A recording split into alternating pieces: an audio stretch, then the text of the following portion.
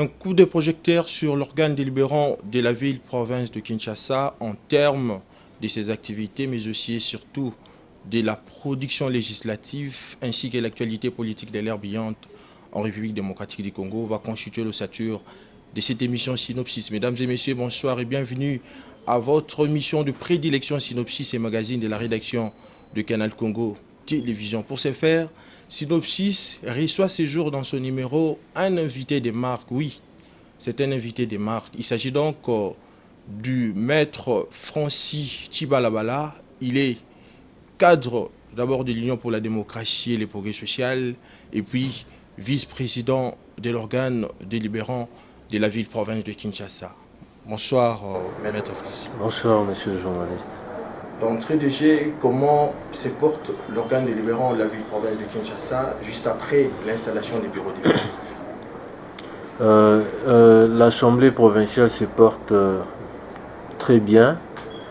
Comme vous le savez, lorsque nous avons été élus en tant que vice-président et les autres membres du bureau, les présidents, les rapporteurs adjoints et les questeurs, nous avons, au travers des discours du président, dit que nous sommes venus travailler pour les Quinois. Donc nous sommes effectivement en train de travailler pour les Quinois. Et le travail que nous abattons, bien entendu, est salué par l'opinion tant nationale ou par les personnalités tant nationales qu'étrangères. Déjà, nous sommes très satisfaits par rapport à cela. Et donc, l'Assemblée se porte très bien. Elle est en train de faire son travail tel que le veut la Constitution et la loi portant principes fondamentaux de la libre administration, relatifs à la libre administration de province. Et quels sont les premiers pas plutôt de l'Assemblée provinciale en termes, bien évidemment, de la production législative?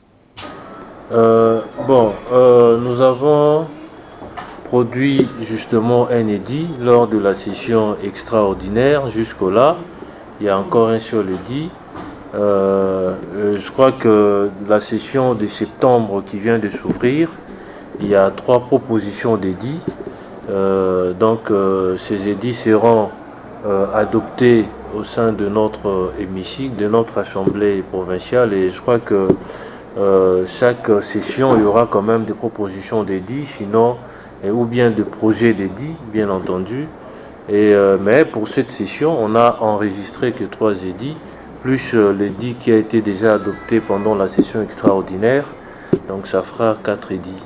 Nous avons vu au cours de l'ouverture de la session présider l'ouverture de la session à l'absence du président de l'Assemblée provinciale. Qu'est-ce qui explique cette absence? Le président est en mission. Comme vous le savez, nous sommes en train de redorer quand même l'image de l'Assemblée provinciale de Kinshasa. L'opinion avait une très mauvaise impression de cette assemblée et nous, étant donné qu'on s'était fixé des objectifs et nous sommes en train de faire en sorte que notre assemblée puisse traverser justement les frontières, étant donné que certaines assemblées, que ce soit qui sont de province, que ce soit certaines assemblées étrangères, provinciales bien entendu, veulent aussi que nous puissions partager ensemble une certaine expérience, signer des partenariats, etc. Donc le président est en mission pour cela. Et étant donné que l'ouverture de la session était prévue les 30 septembre, en son absence bien entendu, selon notre règlement intérieur, c'est moi qui dois justement prendre les choses en main. Et voilà pourquoi j'ai présidé l'ouverture, dans la cérémonie d'ouverture de la session de septembre. Vous êtes président d'une grande institution du pays. Où en sommes-nous aujourd'hui avec l'affaire Maï? Cette affaire n'est plus à notre niveau, bien sûr, parce que c'est la justice qui se charge de ça maintenant.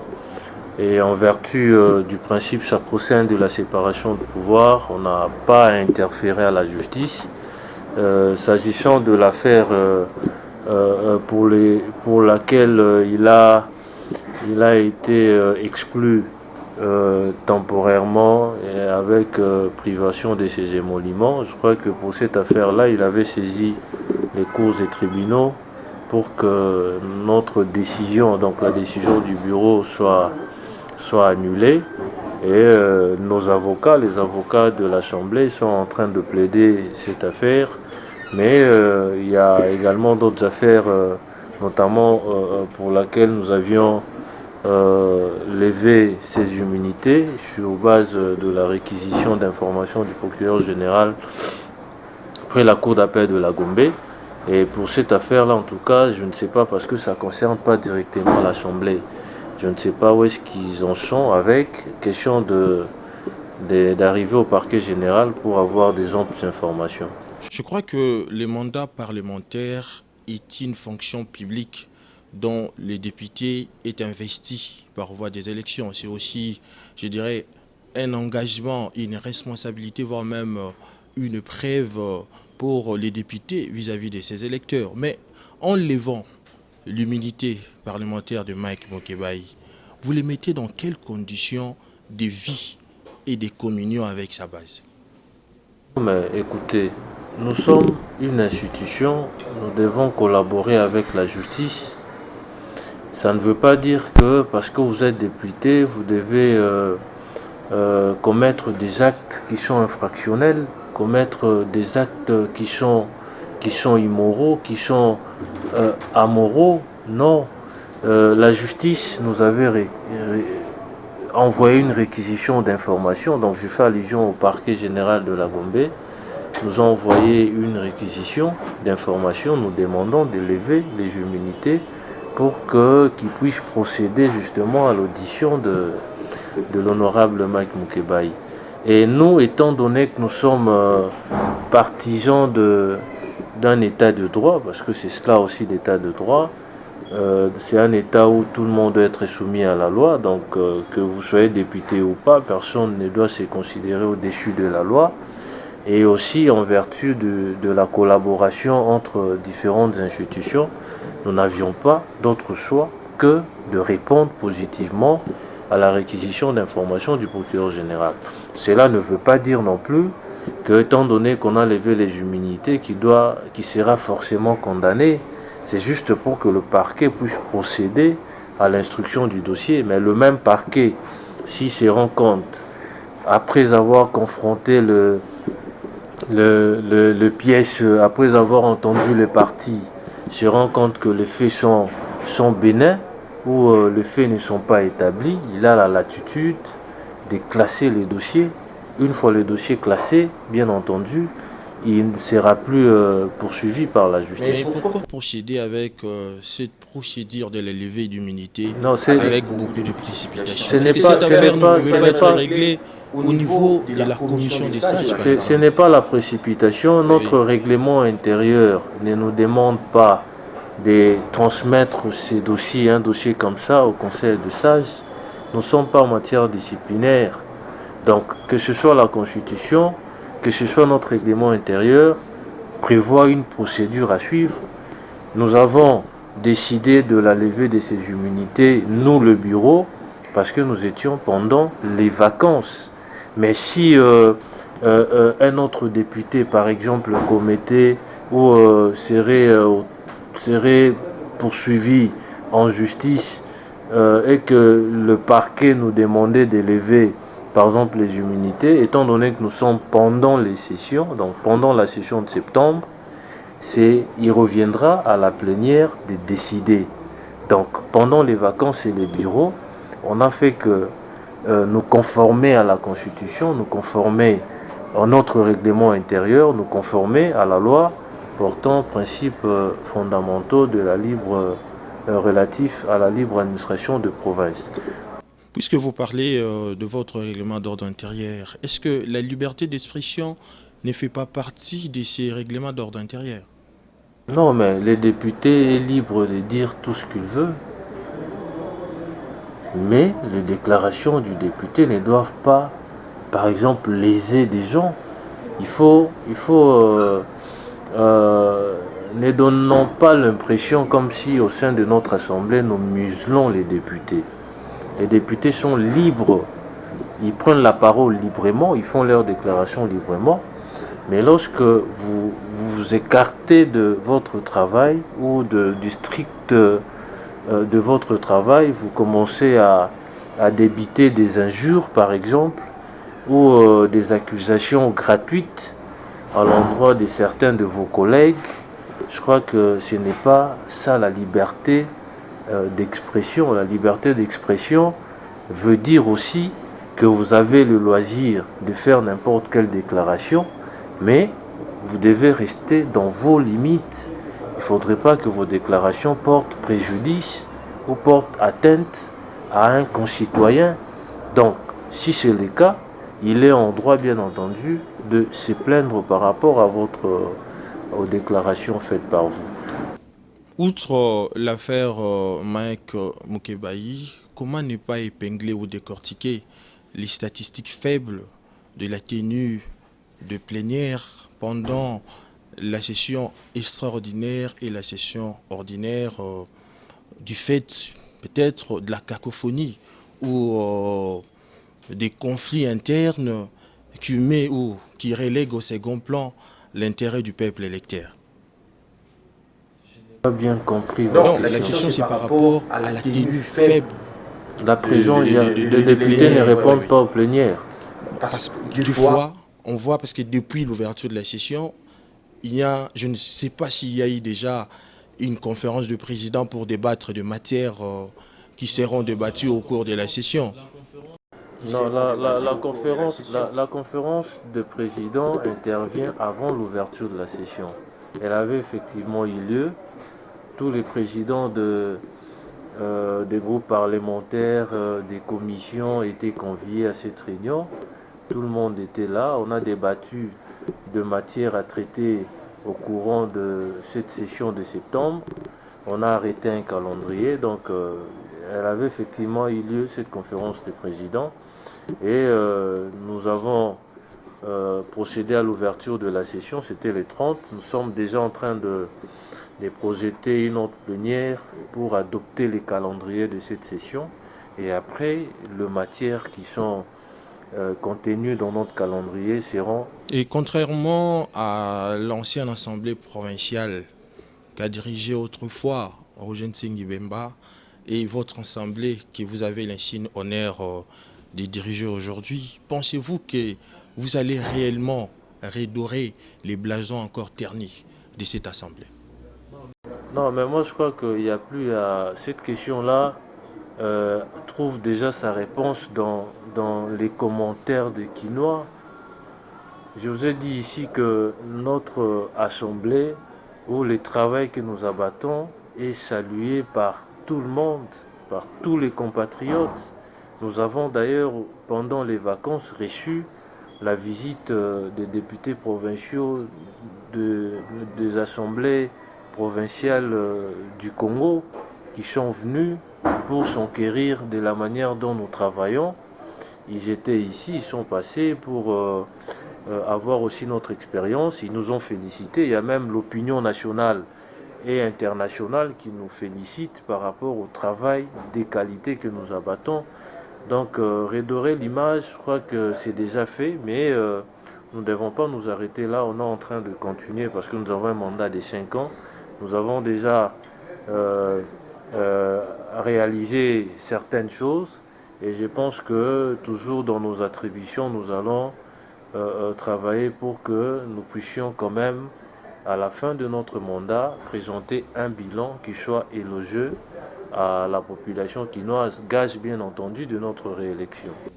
Et parce que face à cette façon de redorer plutôt les blasons ternis d'image de votre institution, il convient de faire savoir aussi que la consolidation de la démocratie et la pérennité de la confiance du peuple en elle dépendra aussi aujourd'hui de la manière dont les députés nationaux feront leur mission, celle de légiférer et de contrôler aussi l'exécutif provincial, par exemple. Non, les députés nationaux n'ont pas vocation à... Les députés provinciaux plutôt. Ok, effectivement, nous sommes en train de faire notre travail Pendant la session de mars, nous avons interpellé certains ministres, certains responsables des services publics de la ville, certains DG des régies financières. Ils sont passés à l'Assemblée pour répondre justement aux préoccupations de certains députés. Ils ont apporté leurs explications qui n'avaient pas convaincu. Vous en savez mieux que quiconque le sort qui leur a été réservé. Nous avons la mission de non seulement de voter des édits, mais aussi de contrôler l'exécutif provincial. Et nous sommes bien entendu en train d'exécuter notre travail selon ou en conformité avec les textes qui nous régissent. Donc pendant les vacances, pendant que les députés devaient aller se reposer, nous avions mis sur pied plusieurs commissions pour enquêter sur la gestion de la ville de Kinshasa. Certains sont dans des marchés, dans des communes, dans des services publics de la ville, dans des régies financières, dans des ministères, etc. On attend le rapport parce qu'ils ont travaillé pendant que nous étions en vacances et on attend le rapport. Voilà, même j'ai fait mention de cela lors de mon discours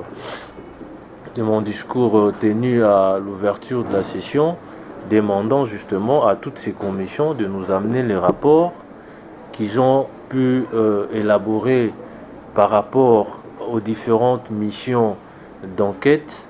Et c'est alors que l'Assemblée va non seulement approuver le rapport, mais aussi formuler des recommandations à l'endroit de l'exécutif pour que celui-ci bonifie son action. Donc nous sommes effectivement en train de faire notre travail et nous allons le faire jusqu'à la fin de notre mandat. Nos électeurs qui nous ont élus ne nous ont pas envoyés ici pour que nous soyons complaisants vis-à-vis de l'exécutif. Donc nous allons remplir pleinement notre rôle en tant que députés. Nous avons toute la place qui nous revient en tant que tel. Et je crois qu'à la fin de notre mandat, nous aurons un bilan à présenter. C'est d'ailleurs la détermination de chacun des députés. Donc pour ça, ne vous en faites pas. Nous allons faire notre travail et nous bénéficierons justement de la confiance de nos électeurs en 2023. Et face à cette gestion de la ville-province de Kinshasa, pensez-vous aujourd'hui, vous allez être vraiment capable de faire d'abord un examen minutieux du passé, de démêler les chevaux et d'établir des responsabilités? Qui a fait quoi? Est-ce que l'organe délibérant présentement va le faire concrètement? Je crois que je ne peux pas me répéter, c'est ce que je venais de vous fournir comme élément de réponse. Et nous n'avons que cette ville comme bien commun. Donc la ville nous appartient à nous tous. Nous sommes élus de Kinshasa. Moi qui vous parle par exemple, je suis Kinois des naissances et des vécus. Je ne connais pas ma province d'origine. Donc je ne peux que donner le maximum en guise de reconnaissance pour ce que la ville a fait pour moi. Donc nous allons vraiment travailler comme il se doit. Soyez vraiment à l'aise, soyez-en rassurés, nous allons travailler.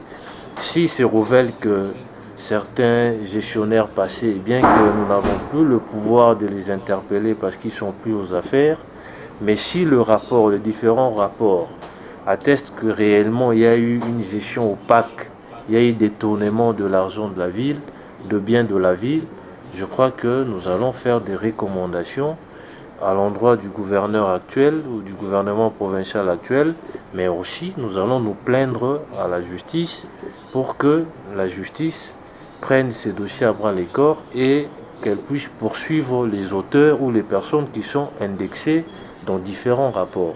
Donc les actes qu'ils ont posés, qui ont bien entendu saigné notre ville, ne resteront pas impunis. Donc nous sommes en train d'y travailler, on attend juste les rapports pour nous prononcer quant à ça. Outre les activités de l'Assemblée provinciale de la ville-province de Kinshasa, vous êtes aussi cadre d'une grande formation politique qui est l'Union pour la démocratie et le progrès social. Mais là où les bas blessent, c'est du fait que l'UDPS, cette grande partie politique qui a milité pour l'avènement de la démocratie dans notre pays, et que sa survie aujourd'hui soit mise en ballottage pour des dissensions internes.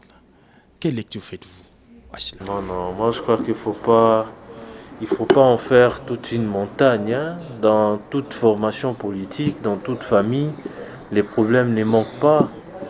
Mais ce sont des problèmes qui ne peuvent pas remonter à la surface.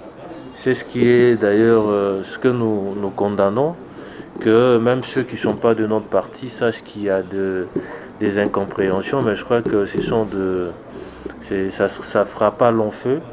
Ça fera pas long feu. Il y a des gens qui ont exprimé leur mécontentement par rapport à X décisions, par rapport à tel problème. Mais je crois qu'avec le leadership actuel, tous ces problèmes seront résolus. Donc, dans toute formation politique, il y a toujours des problèmes, donc les problèmes ne manquent pas. Partout, il y a des gens, mais ce sont ces mêmes gens ou les mêmes personnes qui sont au centre de ces polémiques peuvent aussi arrondir les angles pour essayer de trouver une solution afin de repartir sur de bonnes bases. Donc ce sont des petits problèmes, il ne faut même pas en faire toute une montagne. Donc les problèmes ne manquent pas, mais cela ne va pas ébranler la stabilité de notre parti.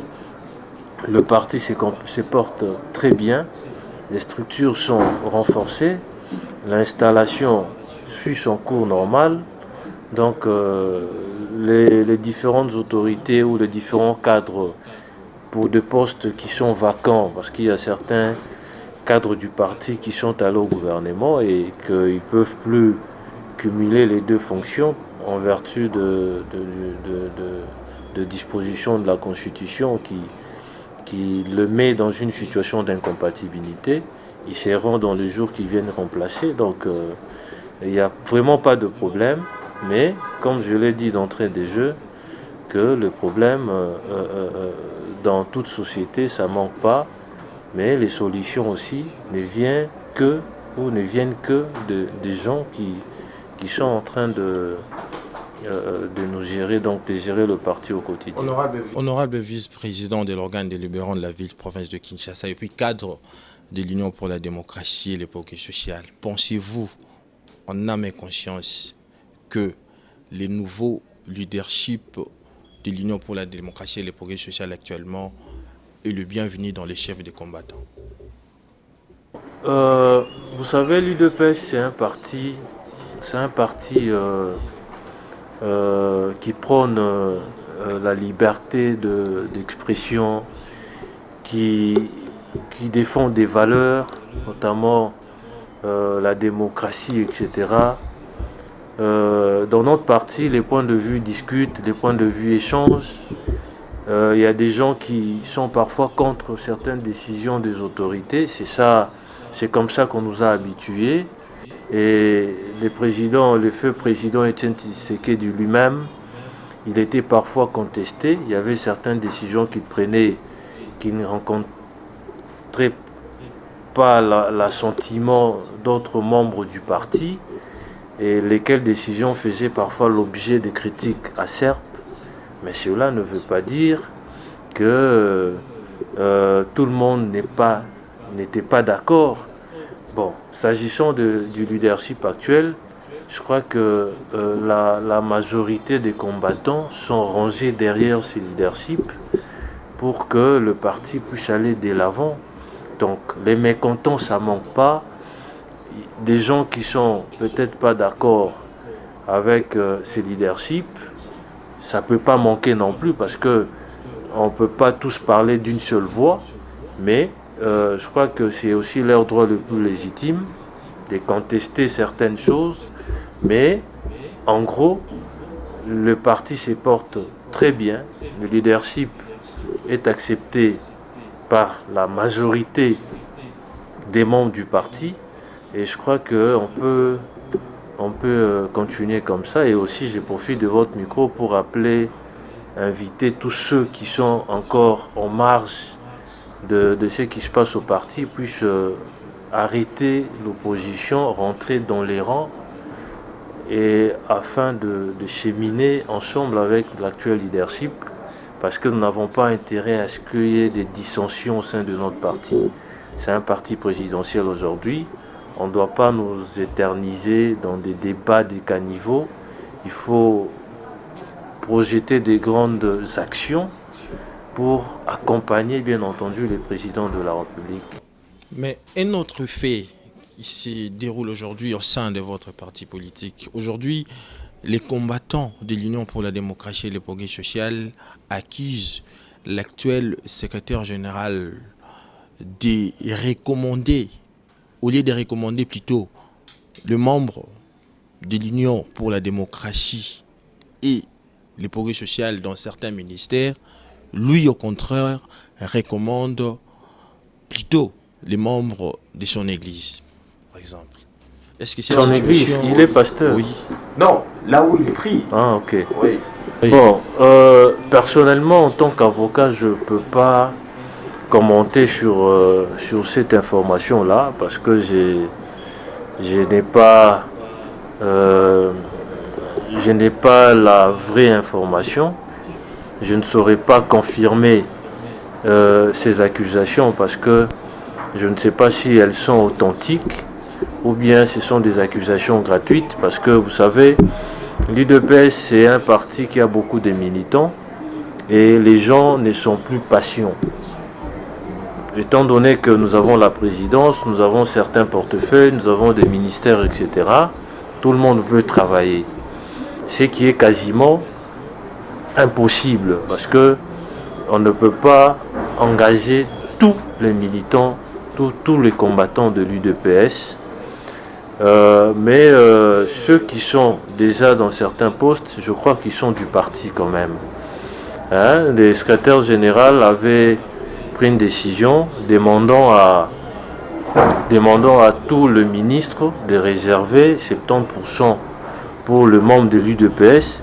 Et je crois que les listes qui seront envoyées auprès de tous ces ministres-là ne reprendront que le nom de membres du parti.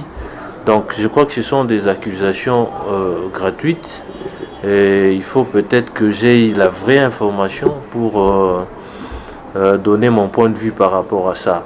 Et en tant que le patron de l'administration de mon parti, il a intérêt à travailler d'abord pour l'intérêt des combattants, parce que ce sont des gens qui ont payé de leur temps, ils ont contribué pour le parti, ils ont bravé la mort, la peur, ils ont fait des choses pour qu'aujourd'hui nous puissions avoir l'alternance que nous avons. On doit quand même être reconnaissant vis-à-vis de leur noble combat et le récompenser dans une certaine mesure. Donc voilà ce que je pouvais donner comme réponse à votre question. En tant que membre, en fait, député provincial plutôt, et puis membre au cadre d'une grande formation politique, ne voyez pas que vous avez aussi un rôle hautement pédagogique à jouer, celui d'expliquer à votre base, mais aussi aux militants de votre parti politique, par exemple, l'actualité politique de l'ère en République démocratique du Congo tenait. La constitution de la République a été déjà entérinée, mais sans que même vos combattants ou la population la plus ordinaire puisse en maîtriser vraiment les contenus. À cela, vous ne voyez pas que vous avez un rôle de professeur à jouer quant à ça? Bon, c'est aussi la mission d'un parti politique. La formation de ces cadres, la formation de ces militants, c'est le rôle de tout parti politique. La citoyenneté doit être apprise à nos militants, à nos combattants. Et l'UDPS ne se dérobe pas de cette obligation-là. Donc nous avons toujours formé nos militants, nos combattants. Ils sont informés des textes. Naturellement, vous avez fait allusion à la Constitution. Et si d'ailleurs le président a rendu possible la gratuité de l'enseignement de base, c'est parce que nous, UDPS, nous sommes de maniaques de l'orthodoxie, du respect des textes de loi. Donc, si nous n'avions pas cette information-là, le président n'allait pas matérialiser justement la gratuité de l'enseignement qui est d'ailleurs consignée dans la Constitution. Donc nos combattants sont informés, ils sont formés de l'évolution de la politique, des textes de loi qui nous régissent, et c'est un travail de tout le jour. Quand nous avons des matinées politiques au sein de notre parti, on passe parfois en revue certaines situations, certaines lois, certains textes, etc., qui doivent être connus de nos combattants. Donc ce travail s'est fait déjà, mais ça s'est poursuivi aussi. Chacun de cadre à son niveau aussi, il a la mission de relayer avec emphase cette sensibilisation ou bien ce genre de formation pour que même le citoyen lambda soit informé de ce qui se passe dans notre pays. Donc c'est vraiment notre rôle en tant que parti politique et nous sommes dans ces stricts-là, on ne s'y dérobe pas. Honorable vice-président de l'organe délibérant de la ville-province de Kinshasa, l'actualité politique aujourd'hui aussi, c'est l'ACAJ, qui est l'association congolaise pour l'accès à la justice, qui demande aujourd'hui qu'on puisse enquêter sur les avoirs de l'ancien vice-président de la République, Joseph Kabila Kabange. Comment interprétez-vous ça? L'ancien président de la République. De la République. Bon, c'est leur droit le plus légitime. Nous sommes en démocratie. En démocratie, chacun est libre de penser, est libre d'émettre un point de vue sur une situation donnée. Et moi, en tant que produit de l'IDPS ou en tant que membre de l'IDPS, je ne peux pas condamner leur approche. Donc, ils sont libres, c'est leur droit le plus subjectif de demander à ce que la justice puisse enquêter sur les avoirs du président. Mais politiquement, je me dis, ils sont en droit de le demander, mais nous ne voulons pas que notre pays puisse s'embraser. Donc nous avons connu des situations de guerre dans notre pays et ce n'est pas le moment d'aller remuer le couteau dans la plaie, chercher des poux dans la tête de tel politicien, de tel autre, parce qu'en dehors du président de la République, du sénateur Kabila, même tous ceux qui sont aujourd'hui dans l'opposition, ils seront éclaboussés si jamais il faut aller fouiner dans le passé, parce que la plupart d'entre eux, ils se sont enrichis aussi légalement, ils ont détourné l'argent de l'État, ils ont très mal géré leur portefeuille quand ils étaient aux affaires. Non, ils ne seront pas épargnés, personne ne sera épargné. En dehors peut-être de l'UDPS qui n'a jamais géré, qui n'a des comptes à rendre à personne. Donc je crois que c'est comme je l'ai dit tantôt, c'est leur droit le plus légitime. Mais il faut avoir aussi une appréhension politique pour évaluer les conséquences justement de ces genres de propositions. Est-ce que ça ne va pas mettre en mal la quiétude que nous avons? Parce que les Congolais n'ont pas besoin de conflits inutiles entre nous. Nous n'avons pas besoin que nous puissions nous rentrer dedans, nous entrer déchirés. Nous avons des défis majeurs qui se présentent à nous, qu'on doit naturellement s'y attarder ou y apporter des solutions efficaces.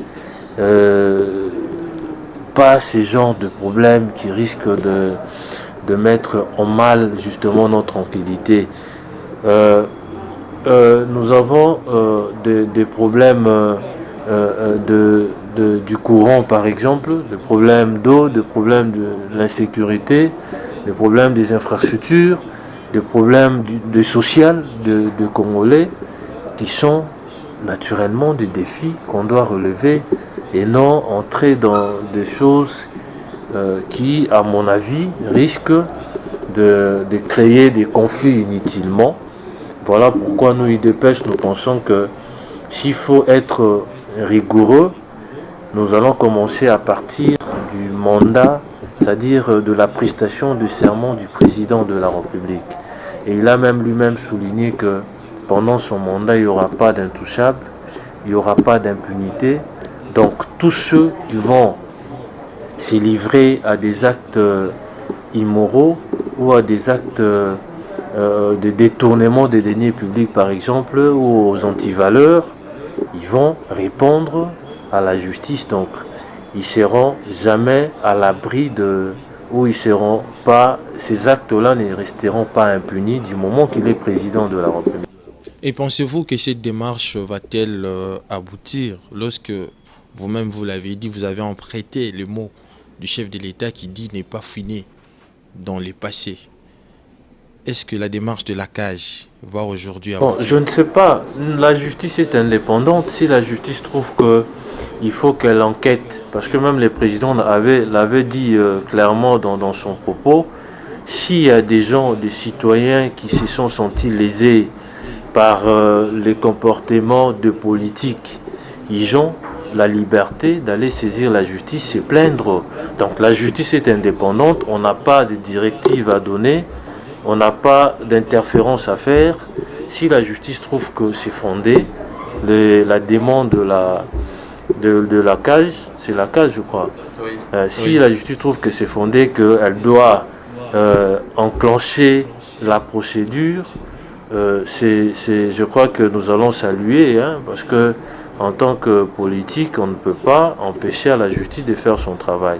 Mais, comme je l'ai dit tantôt, pour besoin de quiétude, je crois que ce n'est pas opportun.